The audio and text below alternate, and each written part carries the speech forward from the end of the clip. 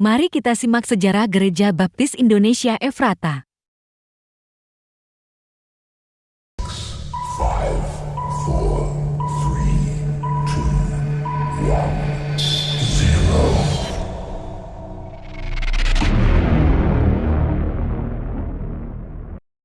Shalom.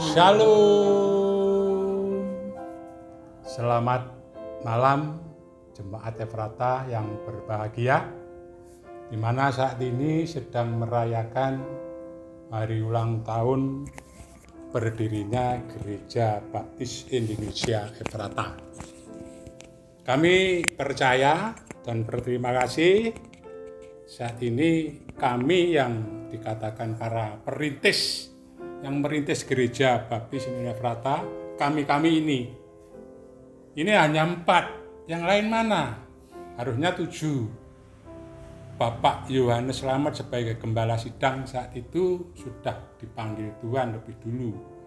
Kemudian satu lagi Bapak Sugeng Hadi juga sudah dipanggil Tuhan lebih dulu, tinggal 6. Yang satu Bukar Piniarti saat ini berada di Ponorogo, makanya tinggal berempat. Saat ini saya berempat punya tugas untuk menceritakan bagaimana proses bisa berdirinya Gereja Baptis Indonesia Efrata yang ada di Kranggan ini. Oleh karena itu, mungkin Pak Amir ada komentar tentang berdirinya Gereja Efrata yang ada di Kranggan, di mana sebelumnya saya sudah berbakti di sana di Gereja Baptis Indonesia Sabdo Panebus di Sobo. Kemudian saya pindah ke sini. Mungkin Pak Amir ada komentar, monggo Pak Amir. Ya. Oh ya Pak Har, saya dulu ya cerita sama Pak Yohanes Slamet bahwa katanya kalau Pak Arsono karena mau jadi tarik, setelah jadi tarik mungkin akan merencanakan untuk pemindahan dari Sobo ke Kranggan, karena di Sobo sudah ada Pak Yanto dan Pak Pri. Ya, kalau di Kranggan nanti kita akan dengan Pak Arsono dengan Pak Yohanes Slamet. Saya hanya menyampaikan seperti itu. Ya, betul Pak Mir. Itu hanya saya menyerahkan semuanya karena yang saya anggap menjadi pemimpin adalah Pak Arsono. Terima kasih Pak. Terima kasih Pak Amir komentarnya. Memang betul yang dikatakan Pak Amir tadi. Saya pernah dijak ngomong dengan Bapak Yohanes Slamet saat itu. Dek, piye konco-konco termo sampean, komo takjak memecahkan diri mendirikan kebaktian di Kranggan bagaimana? Nek penjenengan dan konco-konco sanggup, saya ikuti, tetap saya yang memimpin, namun apabila tidak sanggup, saya akan lebih baik tak fokus melayani di Gereja Baptis Kayunan. Akhirnya saya jawab Pak Amir memang. Pak Amir, Pak Slamet gini aja Pak. Saya tak fokus dengan hajat saya macung cari memang. Nanti kalau sudah selesai, baru kita bicarakan kembali. Hanya saja saat itu saya berpikir, Pak Amir, kalau kita jadi pindah ke Kranggan, kan belum punya gereja, tempatnya di mana Pak Amir? Saya juga belum punya rumah. Pak Tom belum punya rumah. Istri saya dengan saya belum, Bu Karpin belum. Pak Amir punya rumah tapi di Wonocatur. Terus tempat di mana Pak Amir?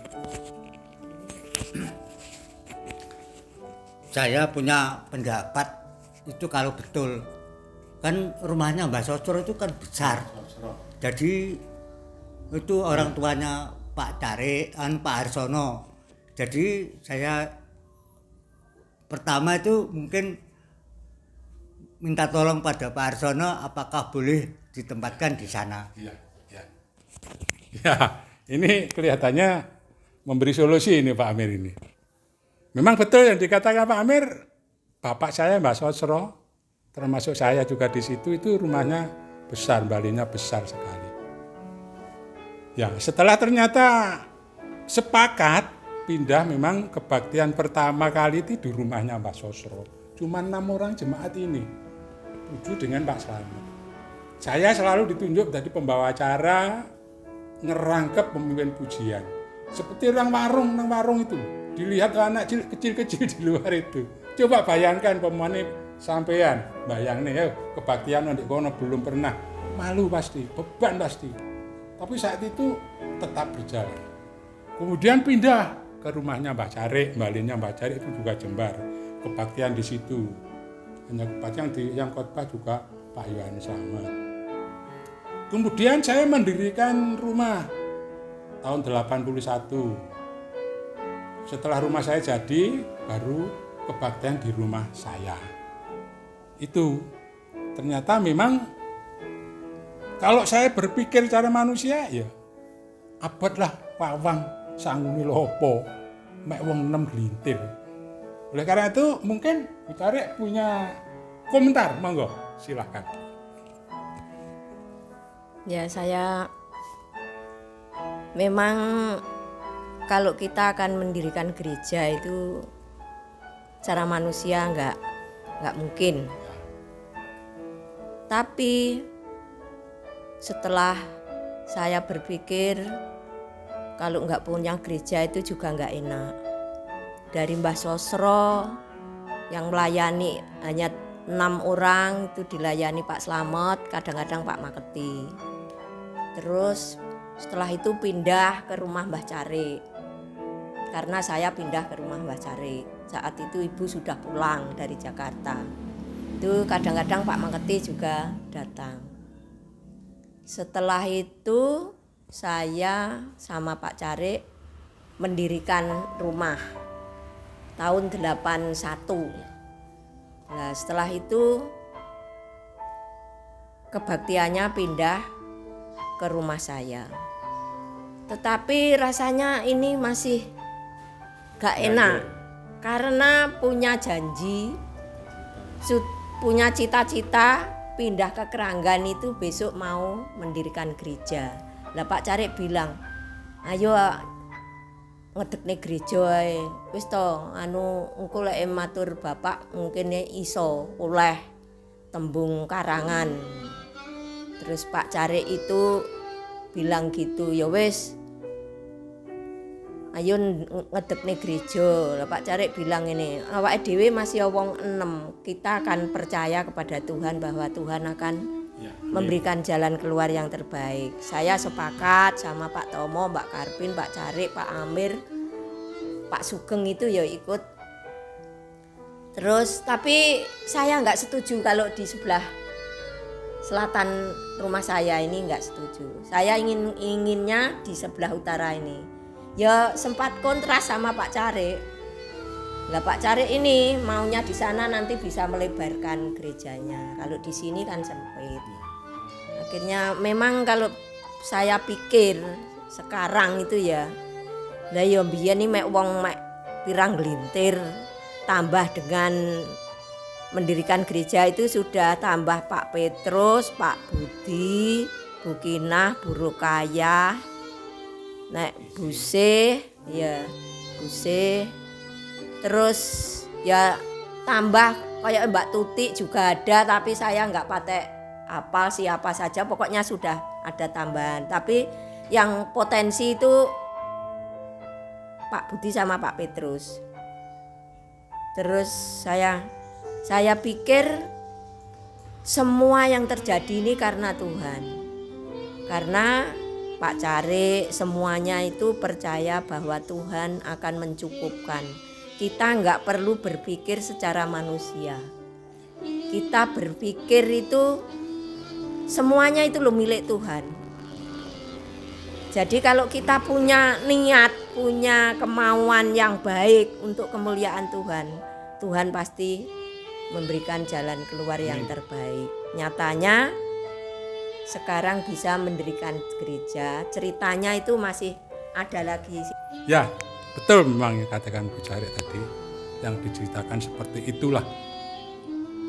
Cita-cita kalau secara manusia, cita-cita sama kepunyanya itu loh enggak sama kekuatannya nggak imbang sama sekali. Ya tak Pak Amir? Ya. Pengen ngetek nih gereja padahal gak mikir ragat. Iki lho kondi ya.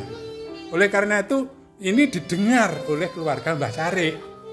Keluarga besar Mbah Carik mendengar ini.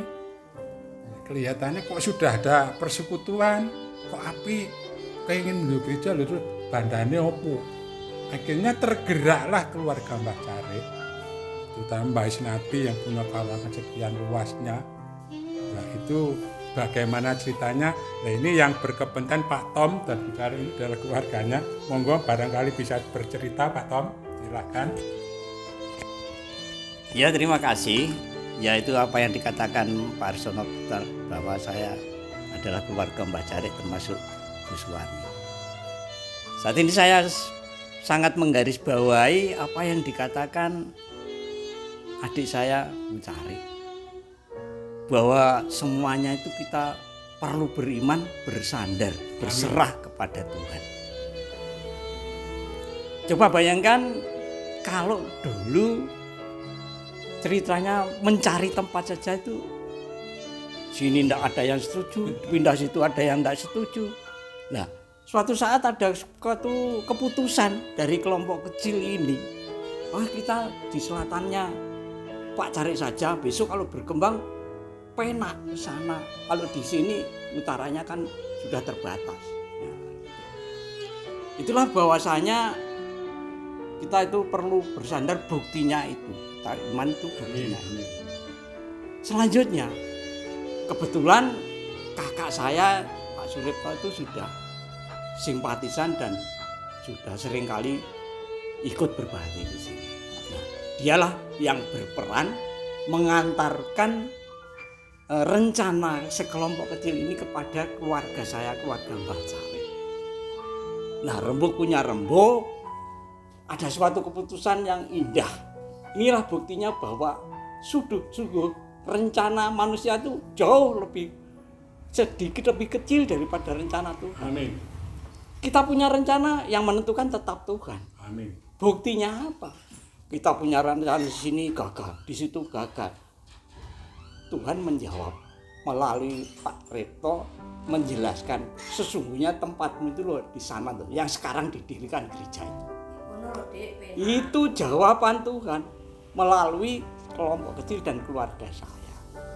Itulah sebabnya sampai sekarang ditempati itu. Nah, tanah itu seluas 25 row yang tersedia di situ.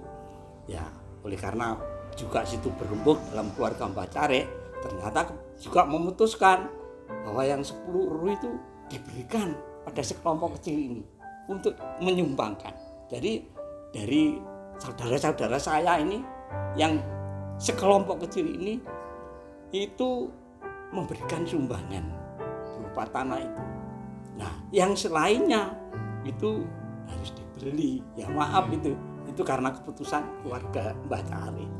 Nah, itulah yang menjadi kenyataan bahwasanya kita ini sekelompok kecil tidak masalah. Yang perlu kita bersandar dan beriman kepada Tuhan. Amin. Terjadilah demikian itu. Ya. Luar biasa. Umatnya yang mau dipakai Tuhan menghadapi kesulitan, Tuhan pasti memberi jalan keluar. Amin. Amin. Pada saat Tuhan Yesus mengutus ke-12 muridnya untuk pergi mengabarkan Injil, Tuhan Yesus berpesan, jangan membawa bekal, jangan membawa 2 helai baju, jangan pakai kasut kaki. Ini berarti mengatakan percayalah hanya kepada Tuhan, jangan mengandalkan diri sendiri. Ternyata setelah saat ini peringatan gereja sudah luar biasa indahnya. Menurut saya memang koyo-koyo kok gak mungkin ya kan? Mek korban namanya malah tadi ya sebagai Pak Amir. Ya.